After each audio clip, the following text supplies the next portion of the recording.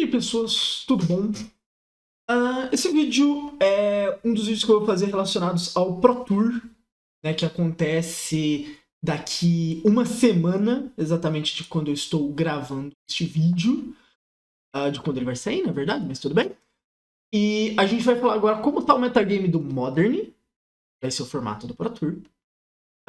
Semana que vem vai sair o metagame do Pro Tour, eu vou fazer um vídeo comentando também. E além, né, de que vai ter live sempre depois do Pro Tour, comentando como é que foram os dias, né? O terceiro tempo que já está se tornando tradicional. Então você que está vendo esse vídeo, já segue lá na Twitch, que está aqui embaixo. Se você não segue o canal também, segue o canal, coloca like e tal, etc. Aquela coisa de sempre. Mas basicamente com esse vídeo eu queria falar como é que tá o metagame do Modern, né? Como o Senhor dos Anéis afetou o Modern. Eu vou estar usando de apoio esse texto do Frank Karsten, né? Que ele tem uma coluna na Wizards que se chama Metagame Mentor, que é muito boa, recomendo sempre quando sai. Durante os regionais, né? A última temporada de regionais, a gente acompanhou muito o Metagame Mentor.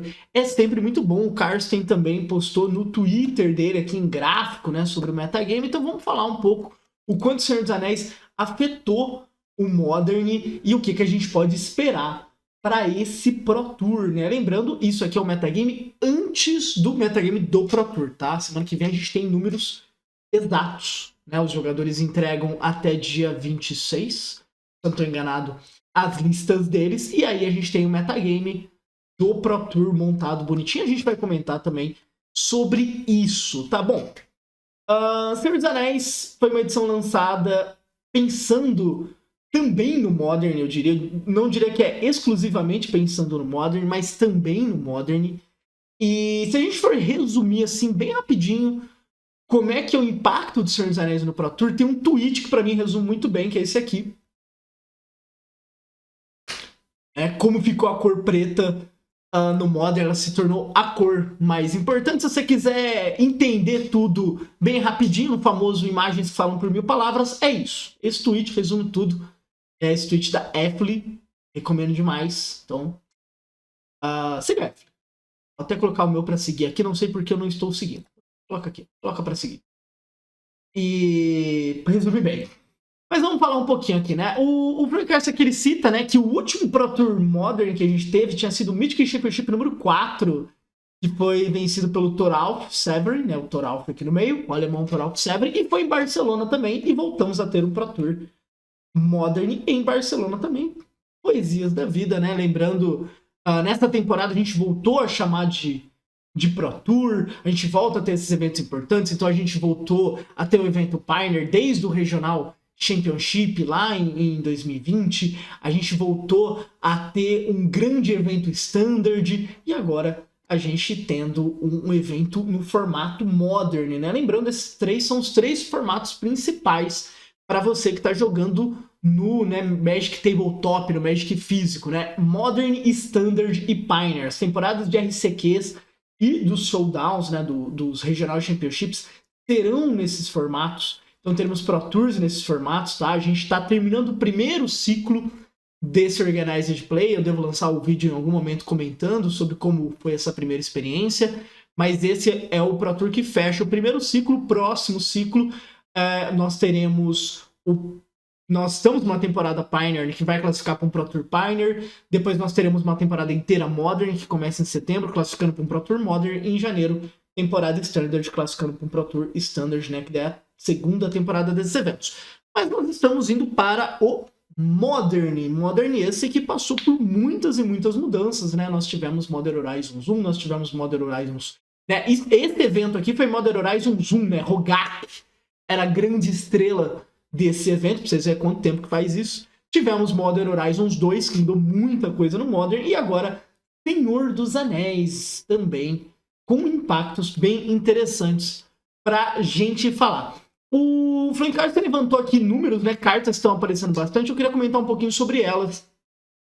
E até vou dar um destaque que vou colocar pra gente na Liga Magic, pra gente falar um pouquinho sobre essas cartas. Bom, a carta mais usada, né, main deck aqui, 1245 cópias, um anel. Vou colocar aqui pra gente. Não sei se vai aparecer na liga primeiro. Vou colocar no Getter, porque daí se a gente tiver dúvidas de regra, a gente tira também. Tá?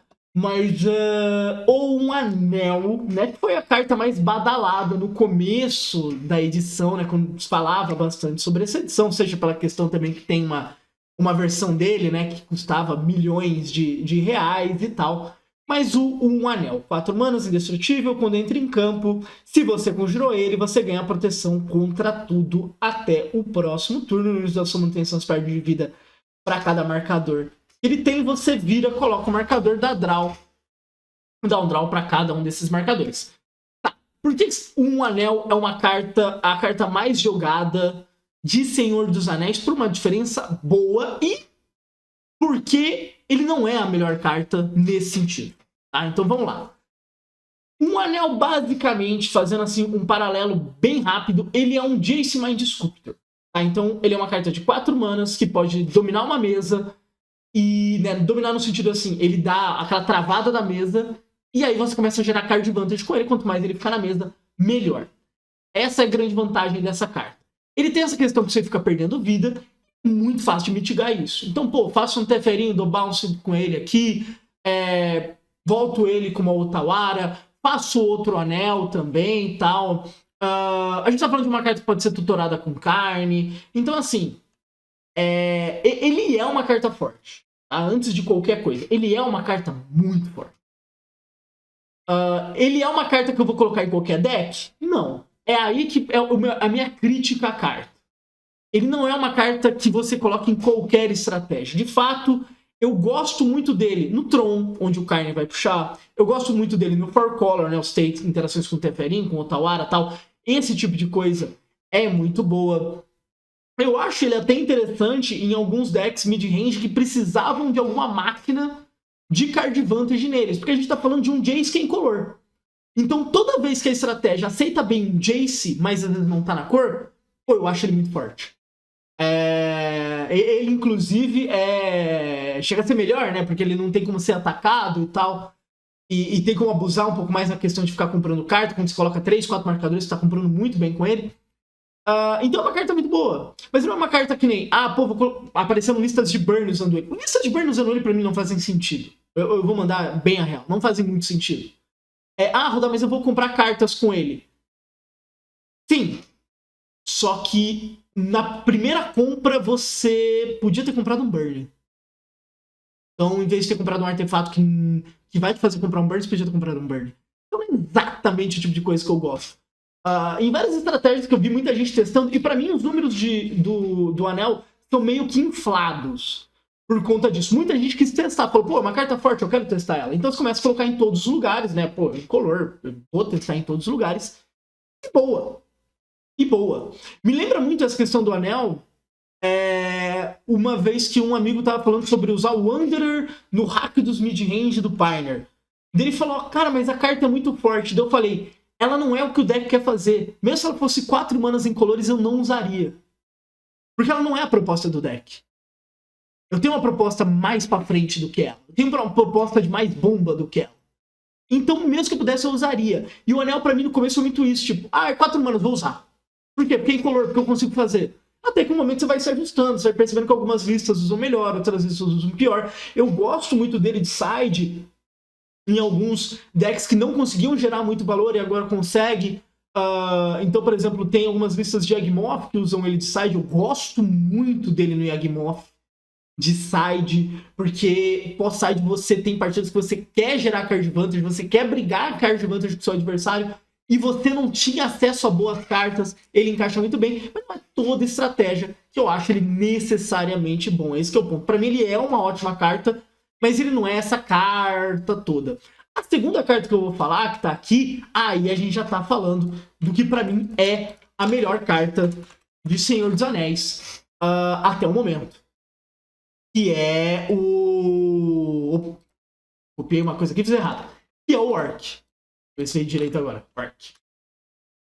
O Orc pra mim é a grande carta, por isso o do meme, né, da cor preta. E esse Orc é um ponto muito importante. Porque o que acontece? Enquanto o anel é uma carta boa, ponto, poder puro, o Orc ele tá começando a moldar o formato ao redor dele. Para mim, cartas que fazem isso são muito poderosas. Quando tem muita gente com hype em cima do anel, o Orc tá aqui modelando o formato. Primeiro, jogar com /1 nesse formato tá sendo muito difícil. Porque o Orc está em todos os lugares. Tá? Essa carta... você consegue lentamente dominar a board a partir dele. Ele incomoda muito a geração de card advantage. No Yawgmoth, ele é um corpo a mais. E assim, ele vindo junto com o Sheoldred, junto com né, outros kits da cor preta que já existiam. Então, quando a gente fala de Toxise, a gente fala de Fatal Push e tal, já tinham cartas pretas muito boas. O Orc foi a cereja do bolo para fazer todos esses decks ficarem muito bons. Então, o Scan, né, com Grife, é um ótimo deck. Eles estão chamando, acho que de Rakdos Convoke aqui. Rakdos Evoke, desculpa. De Rakdos Evoke até.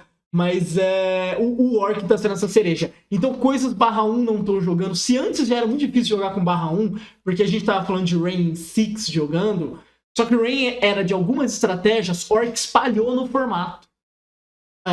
Com a cor preta, né? A galera começou usando de forma tímida, 2 tal, começou a usar 4 toda hora. Até porque quanto mais o Orc joga, mais você que tem acesso à cor preta quer matar o Orc do oponente.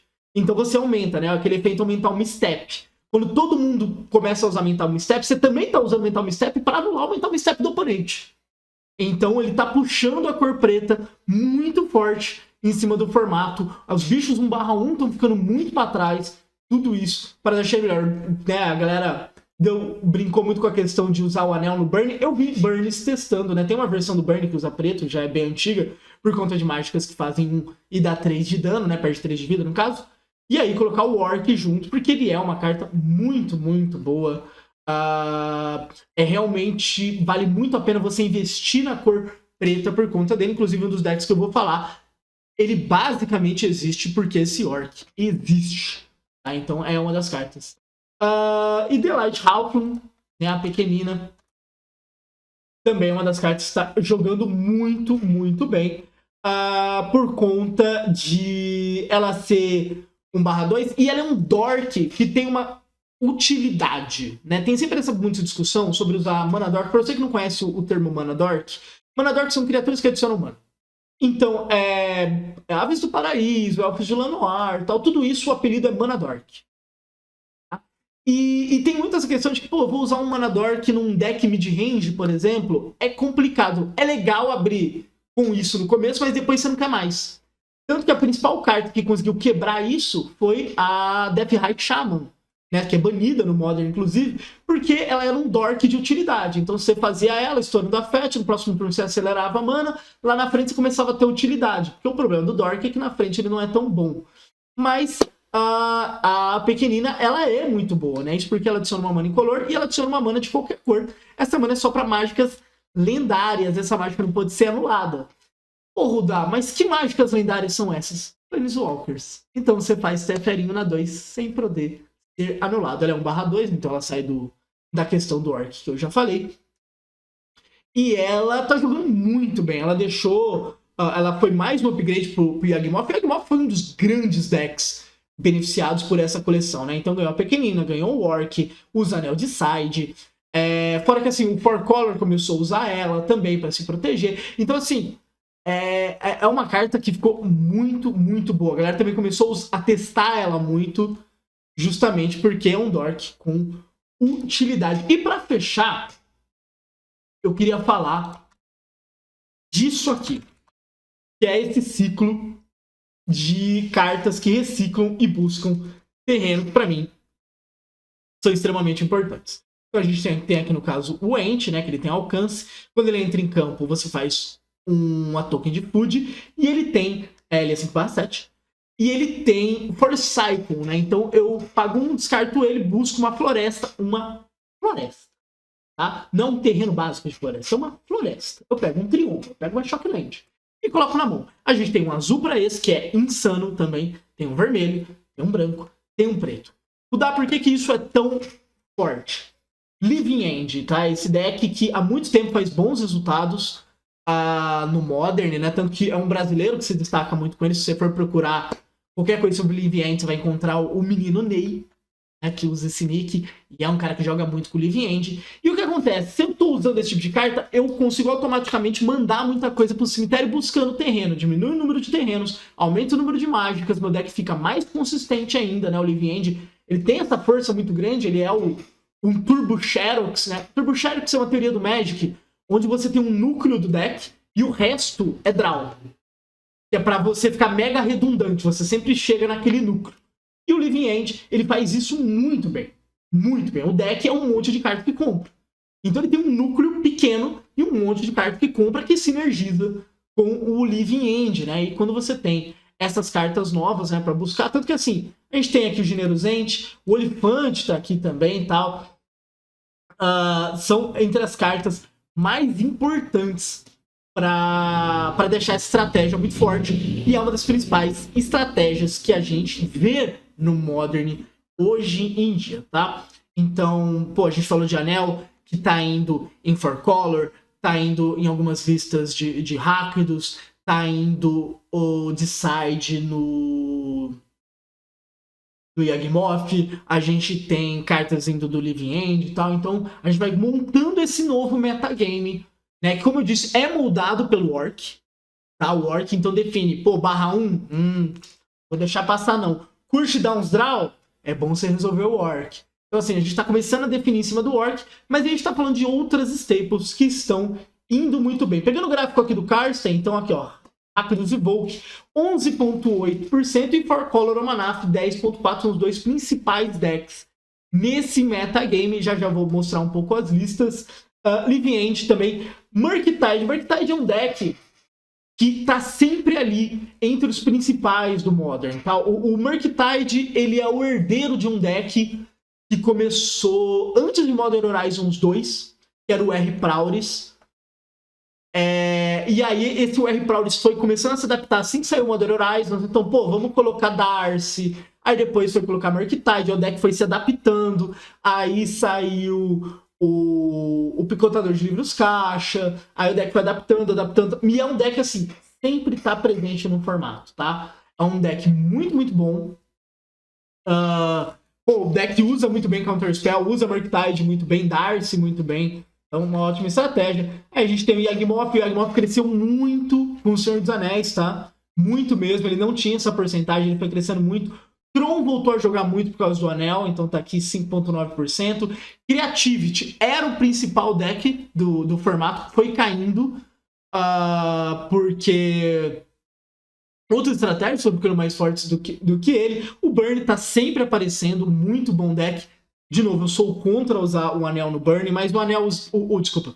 O Burn jogando Eidolon e com Cálice de side, eu gosto muito dessa estratégia do Burn. Muito mesmo. Ele fica muito direto, muito rápido, e ele consegue bater outras estratégias. Aí o Hammer caiu muito, né? É um deck de criaturas 1/1, então a questão do Orc deixa muito difícil. O Amulet Titan é um deck muito difícil de jogar, mas é um deck que consegue usar Anel também. Rhinos era muito popular, caiu muito também. E aí, por enquanto, daí vão entrando outras coisas. Então, o Breach, Grixis Shadow, Mono Black Coffers, que usa Anel também, né? Tem versões usando carne, o Azorius Control, o Scales, tal, etc, etc. Vamos falar um pouco de listas diretamente. Mas, assim, eu só queria dar o destaque. Dos decks que eu fui falando, a gente tem, tipo, metade do metagame mais ou menos aqui, e é muito diverso. É um metagame muito, muito diverso. Tá? As porcentagens daqueles 3 primeiros são muito próximas e é um metagame muito diverso. Senhor dos Anéis realmente mexeu com o metagame.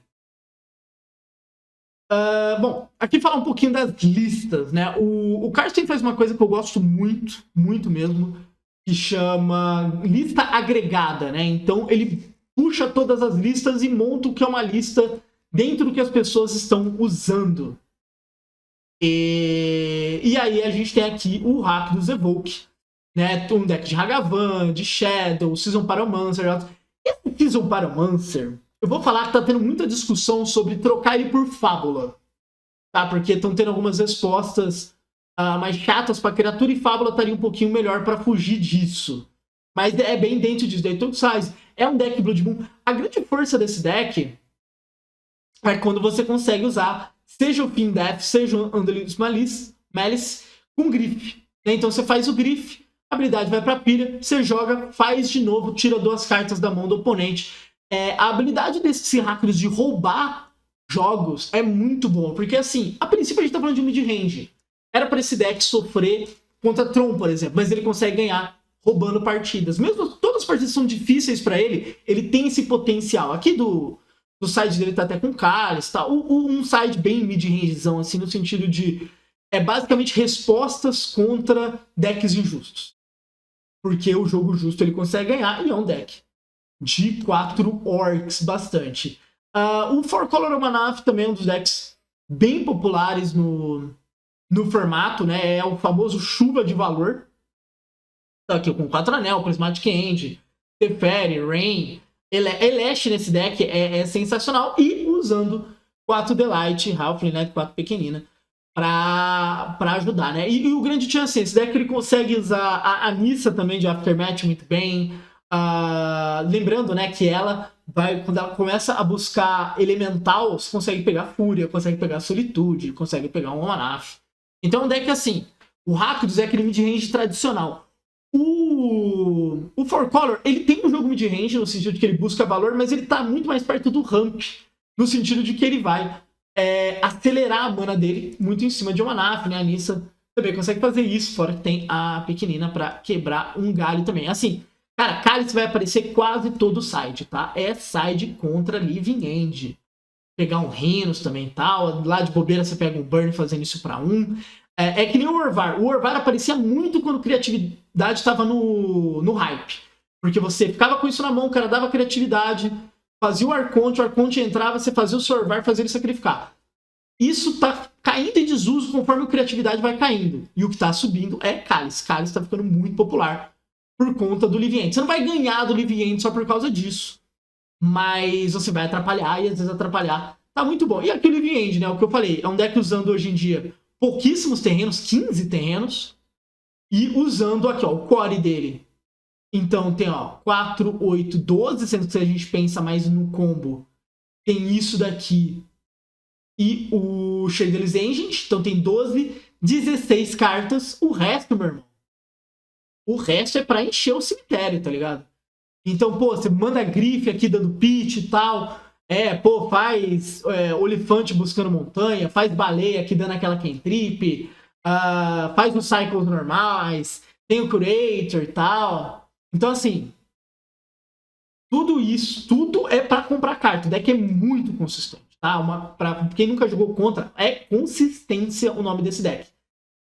E aqui, né, a gente tem esse side muito pra bater hate, né? Ele tem hates dele mesmo, então tem as Leylines e tal, mas tem muito pra bater hate. É um deck que sabe que vai ser hateado toda hora. Endurance, assim, é uma carta que também a gente vai ver muito aparecendo nesse Pro Tour, porque é um hate muito bom contra Living End. Especialmente porque o Living End tá usando Force of Negation, mete Endurance e manda um joia pro seu adversário.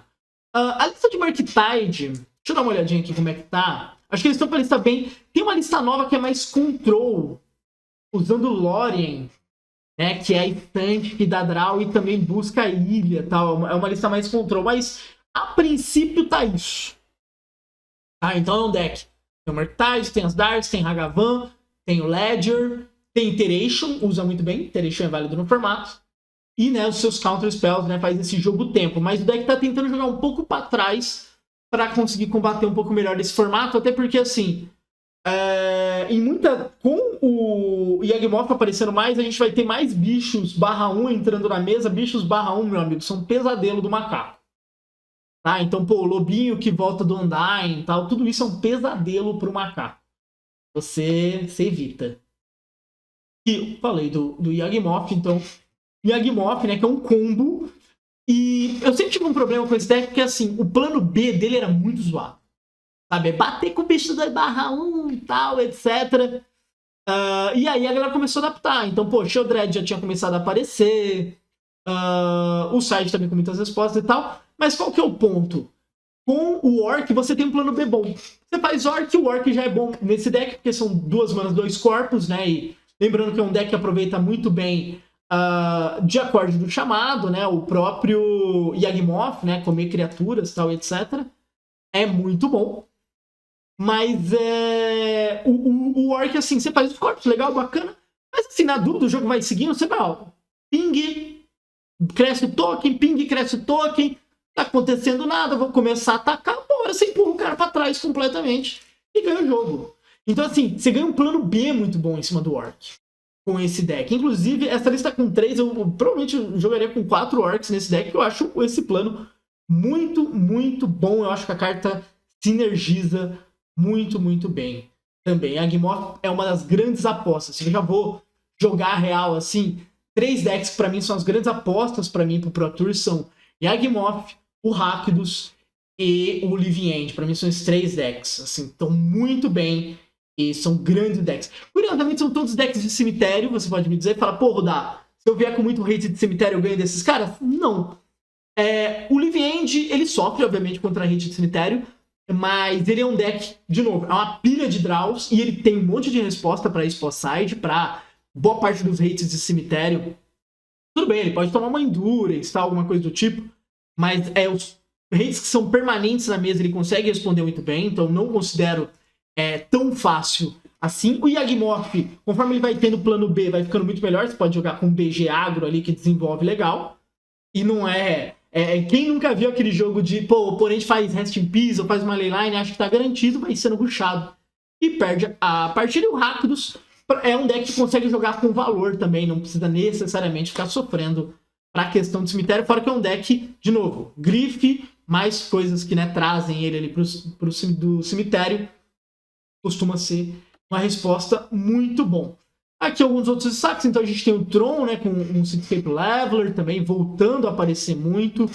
De novo, é um deck que busca o anel, então é muito, muito bom nesse tipo de jogo. Eu achei interessante os Warping Whales aqui, né, porque responder Orc é muito bom, responder outras coisas. Então, assim, ele tem que se adaptar para pegar essas questões mais rápido do que ele. Relíquia de Man também, aprove demais, tem anel também. O cara quer resistir. Porque também o anel aqui é muito interessante, porque às vezes você não tá com o Tron fechado, consegue fazer anel e você dá Time Walk no cara. Né? O anel tem essa capacidade de fazer um Time Walk com Ancestral Recall. Então você faz, já dá o draw, passa, toma mais um, tal, compra ali depois de novo, fecha o seu Tron, desenvolve o jogo, esse um turno que você ganha.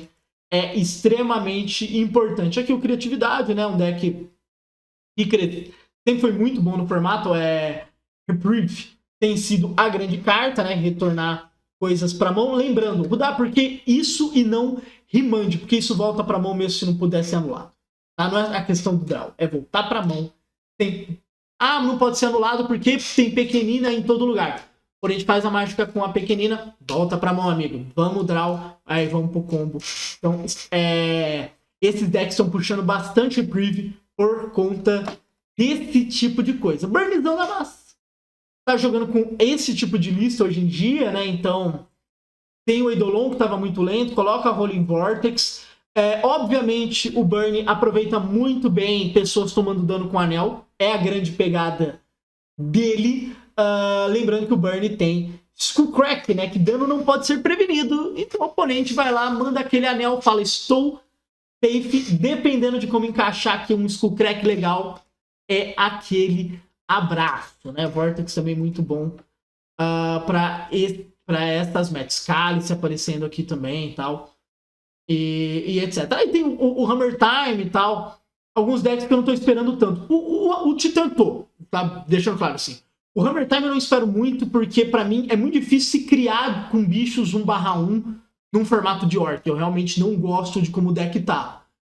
E já o Titã não. O Titã pra mim tem uma chance, é um deck muito injusto e ele também... Aquela questão que eu falei do Tron de faça anel, dê um Time Walk, é um outro deck que aproveita muito, muito bem. Tem o Rhinos, tem o Brit. Eu quero ver se ele vai falar do B. Se ele não falar, eu vou separar aqui. Isso, esse deck aqui que eu queria falar. Faz algum tempo, acho que foi durante essa semana, no máximo começo da outra semana, desculpa, no final da outra semana, começou a aparecer esse B. Eu acho esse deck bom? Não, mas esse deck vai aparecer, tá? Então, ele basicamente é um B mid-range, E ele tem Sheoldred de main deck, né? Sheoldred e Anel são muito amigos. Tem aqui Lauren Village, que é essa carta que eu falei, pô, muito boa, esse deck usa muito bem. Dress Down e principalmente Murktide para finalizar seus jogos, né? É um deck que Orc fez jogar. Pô, azul tá bom, por quê? Porque tem Murktide, tem Sublevity, tem Lauren Village, tem Dress Down, que é uma carta bem legal, assim, para desligar a trigger do oponente e tal. Mas a cor preta tá muito forte. Então, a gente tem o Orc, a gente tem Sheoldred. E a carta que subiu muito de hype, né, nesses últimos tempos é Sauron Hanson, né? 3 manas instantes, escolhe um oponente. Ele olha 4 cartas do seu deck, separa em 2 pilhas, uma para cima e uma para baixo. Você vai pegar uma delas e o anel te tenta. E...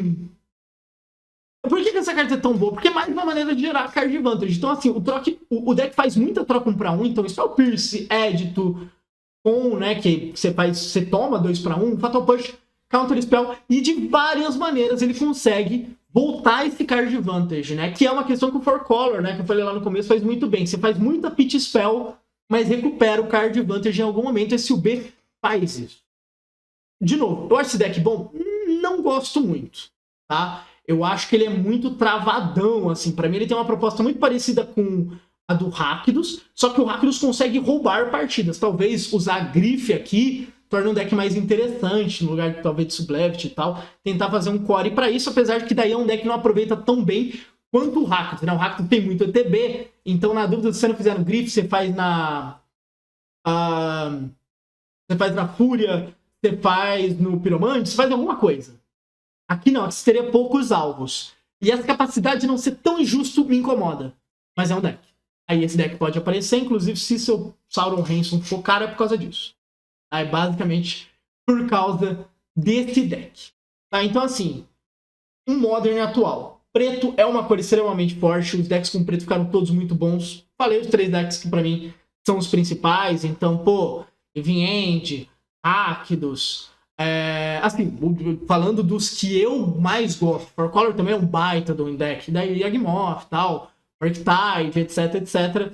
Mas assim, pra mim ainda é um ambiente aberto. Tem os decks que eu considero principais, mas é um ambiente relativamente aberto, então um ambiente fica diverso. É claro que não tem aquela abertura de pô, qualquer coisa que vier pode levar, não. Modern Horizons 1 já tinha feito isso, Modern Horizons 2 deixa isso como regra, né, onde não tem mais essa abertura toda no formato, né? Bom ou ruim isso. E Senhor dos Anéis está reforçando isso mais ainda para mim. Usar a cor preta e usar um bom deck de Orc é extremamente importante. Sendo que eu usaria 4 Orc de qualquer maneira. Por quê? Porque meus oponentes estão usando 4 Orcs, eu quero matar os Orcs deles. E então é muito, muito bom, tá? Então esse foi o primeiro vídeo falando sobre como tá o metagame do formato agora. Semana que vem tem o metagame do Pro Tour, vamos gravar, e depois tem o Pro Tour e a gente vai com certeza acompanhar, tá bom? Então é isso, os links que eu tô usando eu vou colocar na descrição do vídeo e até mais.